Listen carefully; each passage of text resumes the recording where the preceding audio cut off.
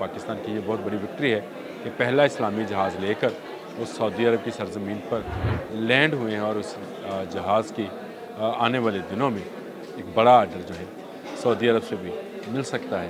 ये पहली मरतबा है कि पाकिस्तान का तैयार करदा JF-17 थंडर ब्लॉक 3 तैयार ये जहाज़ इस वक्त जो है दुनिया के जो जदीद तरीन जहाज़ हैं उनमें शुमार किया जाता है। इसको समझा जाता है कि ये पाँचवीं नस्ल का जो जहाज़ है उसके करीब तरीन जहाज़ है जिसमें तमाम किस्म के बम्स और मिसाइल्स को ले जाने की खासियत है। स्पीयर्स ऑफ विक्ट्री 2025 मेरा ख्याल है कि नेतन्याहू जो है वो वाशरूम में होगा क्योंकि जहाज़ अगर सऊदी अरब तक बग़ैर रुके पहुंच सकता है जंगी जहाज़ में फ्यूल क्योंकि कम होता है, अगर ये सऊदी अरब तक पहुंच सकता है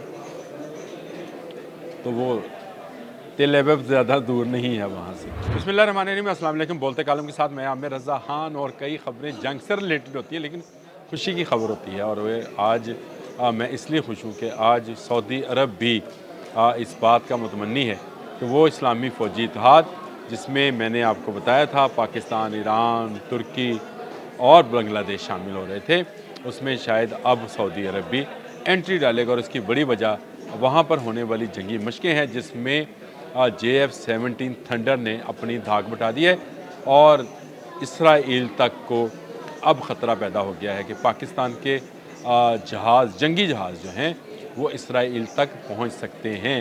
ये बहुत बड़ी बात है और ये स्पेयर मशकें हैं जो वहाँ पे सऊदी अरब में मुनक्कद की जा रही है। इसमें ना सिर्फ पाकिस्तान है, बहरीन है, ग्रीस है, UK United kingdom, USA, France के जो हैं जवान फ़ज़ाइया के जवान जो हैं वो शामिल हैं, इन मशकों में हिस्सा ले रहे हैं। और सबसे बड़ी बात यह है कि पहली मरतबा पाकिस्तान का ब्लॉक 3 ग्रेड का JF-17 थंडर जहाज़ वहाँ पर पहुँचा है। लेकिन ये ख़बर भी कोई ज़्यादा बड़ी ख़बर नहीं है। असल ख़बर ये है कि पाकिस्तान से उड़ने वाले ये जहाज़ सऊदी अरब की फ़ज़ा में दोबारा रीफ्यूल होते हैं और दोबारा रीफ्यूल होने के बाद ये सऊदी अरब में उतरते हैं। तो इसका अंदाज़ा आपको हो गया होगा कि मैंने क्यों कहा था कि इसराइल को बहुत बड़ा ख़तरा पैदा हो गया है।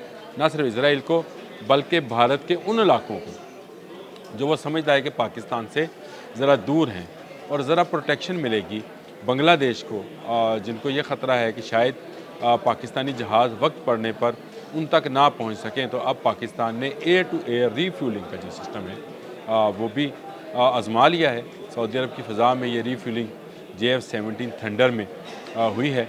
बड़ा ही प्यारा नज़ारा है, आप भी देखेंगे तो आप खुश हो जाएंगे कि किस तरह से पाकिस्तानी जांबाज शहीन जो एयरफोर्स के लोग हैं वो पाकिस्तान के जहाज़ों को रीफ्यूल कर रहे हैं और ये दस्ता जो है सऊदी अरब में पहुंचा है।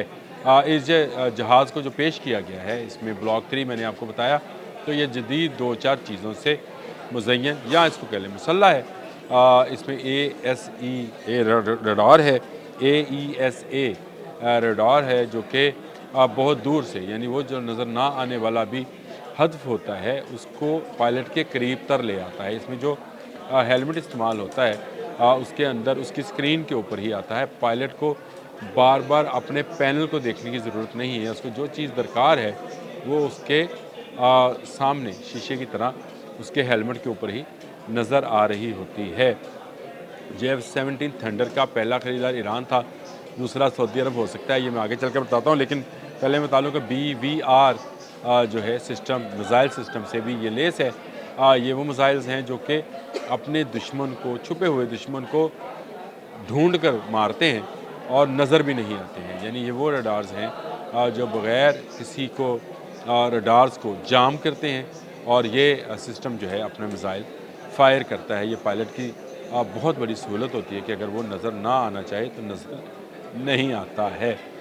ये सिस्टम जो है, ये जहाज़ जो हैं इस वक्त अमेरिका, फ्रांस का मिराज है, अमेरिका के अपने F सीरीज़ के जहाज़ हैं जो इसमें पार्टिसिपेट कर रहे हैं। लेकिन JF-17 थंडर एक इस्लामी जहाज़ है जिसको मान भी लिया है सऊदी अरब ने, और मैं तो ये कहता हूँ कि मांग भी लिया है। पाकिस्तान के मुसल्लह अफ़वाज के लोग पहले भी सऊदी अरब में तैनात रहे हैं, वहाँ पर खिदमत सर अंजाम देते रहे हैं, साबिक़ आर्मी चीफ भी हमारे वहाँ पे रहे।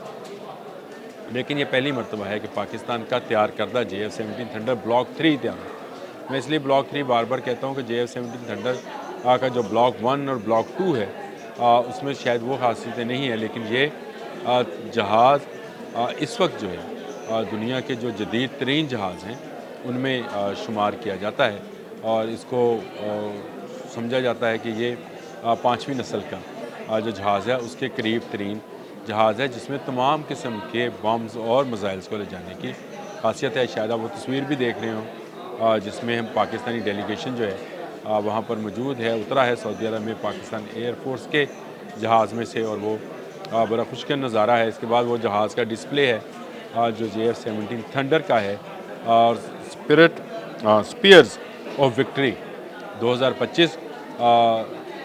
मेरा ख्याल है कि नेतन्याहू जो है वो वाशरूम में होगा क्योंकि जहाज़ अगर सऊदी अरब तक बग़ैर रुके पहुंच सकता है, जंगी जहाज़ में फ्यूल क्योंकि कम होता है, अगर ये सऊदी अरब तक पहुंच सकता है